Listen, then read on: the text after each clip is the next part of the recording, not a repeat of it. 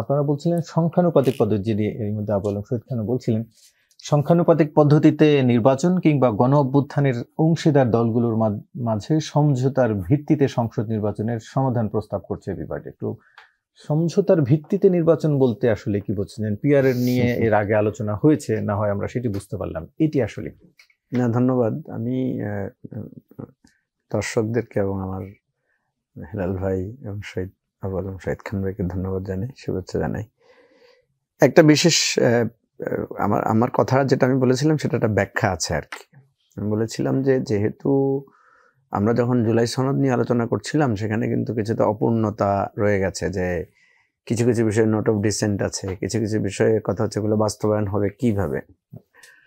এবং আপনি এটা দেখেছেন যে কেউ কেউ বলেছে যে পার্লামেন্টের উপর আমরা এটা ছাড়তে চাই না, আমরা চাই এখানে যে আলোচনাটা হয়েছে এটা আমরা এখনই এটা বাস্তবায়নের একটা নিশ্চয়তা চাই। তো এতে দেখা যাচ্ছে যে একটা বিশ্বাসের একটা ঘাটতি আছে।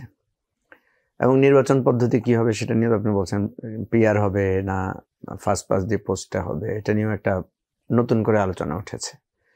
এখন কেউ কেউ বলছে এটা একটা ষড়যন্ত্রমূলক, যেটা একটু করে শহীদ ভাই তো একটু ইঙ্গিতই দিলেন। আসল ঘটনাটা কি? আমি যখন ভেতর থেকে দেখি, আমি দেখি যে আমাদের দেশে যেটা হয় যে রাজনৈতিক দলগুলো তো পার্লামেন্টে যেতে চায় সবাই, ঠিক আছে। এখন ফার্স্ট পাস দি পোস্টের বেনিফিট কারা পায় আর পিআর এর বেনিফিট কারা পায়? ফার্স্ট পাস দি পোস্টের বেনিফিটটা তারাই পায় যাদের দলীয় শক্তি প্রভাব এলাকা ভিত্তিক বেশি থাকে।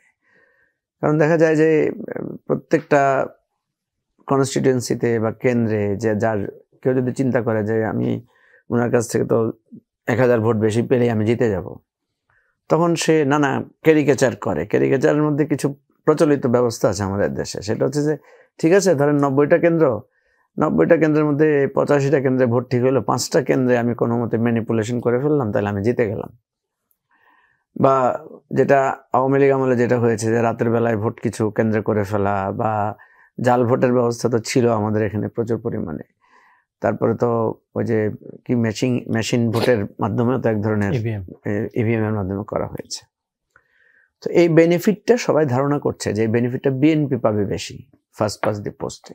কেন পাবে? আমাদের ইলেকট্রাল সিস্টেমের মধ্যে আপনার প্রশাসনের একটা প্রভাব থাকে, আর প্রশাসনের একটা চিন্তা থাকে যে কে আসতে পারে ক্ষমতায়।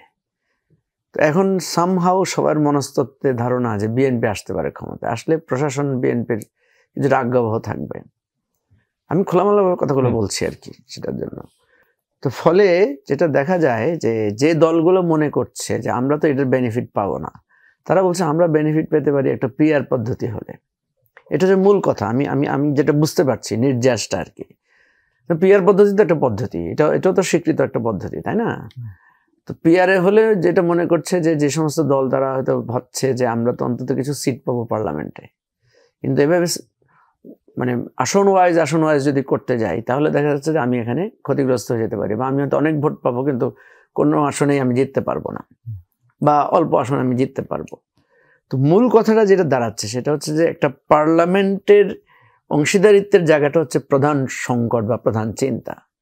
যে পার্লামেন্টে আমি যেতে পারবো না, বা কোনো দল যদি মনে করে আমি যেতে পারবো, তাহলে এই পার্লামেন্টের উপর আমি এটা দিব কিভাবে যে এই সনদটা ওই পার্লামেন্ট বাস্তবায়ন করবে?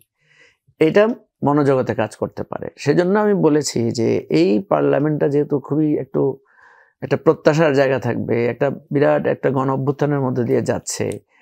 এবং আরেকটা দিক আছে, দেখবেন আপনি কারো টোনে কথা আসছে যে আমরা যদি এই দাবি না হয় আমরা পার্লামেন্ট ইলেকশনে যাব না।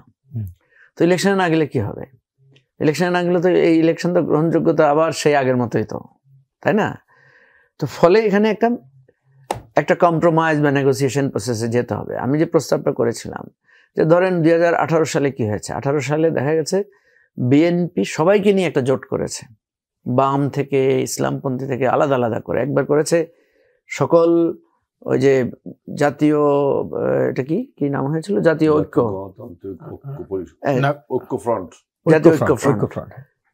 ফ্রন্টে একদম সবাইকে সে একসাথ করেছে।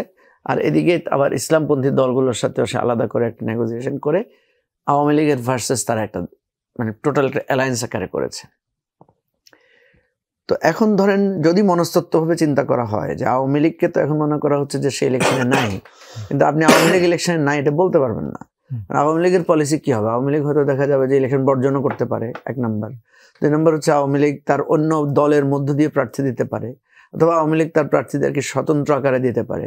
আওয়ামী লীগ ইলেকশনে থাকলেই, এবং যেখানে আওয়ামী লীগ ইলেকশনে মানে আপনি প্রতিদ্বন্দ্বিতার জায়গায় আসবে, সেখানে কিন্তু দেখা যাবে যে একটা হট সিচুয়েশন মানে অ্যারাইজ করবে, সেখানে নানা ধরনের পরিস্থিতি তৈরি হবে। তো আমরা যদি ইলেকশনকে এইভাবে দেখি যে ঠিক আছে, যেহেতু নানা দ্বন্দ্ব নানা চিন্তা হচ্ছে, তাহলে একটা হতে পারে যে সমঝোতার ভিত্তিতে একটা ইলেকশন, যে ঠিক আছে আমরা সবাই মিলে আমরা পার্টিসিপেট করব, 2018-তে যেরকম করেছে। কাউন্টারে হয়তো বিএনপি অথবা অন্য কোনো দল, আওয়ামী লীগ অথবা অন্য কোনো দল, তারা একটা অ্যালায়েন্স করতে পারে, সেটা একটা হতে পারে। তাহলে এই গণ অভ্যুত্থানের পক্ষের যেই রাজনৈতিক দলগুলোর মধ্যে এখন যে বিভেদটা দেখা যাচ্ছে, আশঙ্কাটা দেখা যাচ্ছে যে আমাদের জুলাইয়ের সনদের বাস্তবায়নটা হবে কিনা, সেটা কিছুটা কেটে যাবে। আর যদি আপনি মনে করেন এটা আবার কেমন কথা হইলো, এইভাবে আপোষে ইলেকশন, তাহলে তো ইলেকশন আর হ্যাঁ, তাহলে আপনি পিআরে চলে যান। পিআর যেহেতু চাচ্ছে তারা, পিআর তো একটা স্বীকৃত পদ্ধতি, আপনি পিআরে যান। যদি আপনি এই ধরনের একটা প্রসেসে না যান, তাইলে কি হবে? তাইলে যেটা দাঁড়াচ্ছে যে কেউ যদি ধরেন মনে করে যে এটা স্বাভাবিক, যেমন বিএনপি ধরেন 2014 সালে ইলেকশন কেন বর্জন করেছিল, বা 2024 ইলেকশন কেন বর্জন করেছিল, তারা বুঝতে পেরেছে যে আওয়ামী লীগ এখানে তাদেরকে জয়ী হতে দিবে না ইলেকশনে। কারণ 18-তে গিয়েছিল, তাদেরকে তো ক্যাম্পেইনই করতে দেয়নি। আপনি 18 ইলেকশন করছেন না, পোস্টারই তো লাগাইতে পারেন না, আপনাদেরকে করতে দেয় নাই। তো এখন যদি তারা মনে করে যে বিএনপির দাপট বেশি থাকবে বা প্রশাসনিক প্রভাব বেশি থাকবে, অলরেডি দেখেছেন অনেকের এই টোনগুলো আছে। তো সেই জন্য আমরা যেহেতু একটা মাঝামাঝি জায়গায় আছি, সব দলের বিহেভিয়ারগুলো আমরা দেখতে পাচ্ছি, বড় দলগুলোর আর কি, সেই জায়গা থেকে আমরা বলেছি যে এই 5টা বছর একটা নতুন রাজনীতির অভ্যুদয়ের জন্য আমরা যদি মনে করি যে ঠিক আছে, যে সকল গণ অভ্যুত্থানের শক্তি সবগুলোকে মিলে একটা জোট করে ইলেকশনে যাওয়া একটা সলিউশন হতে পারে।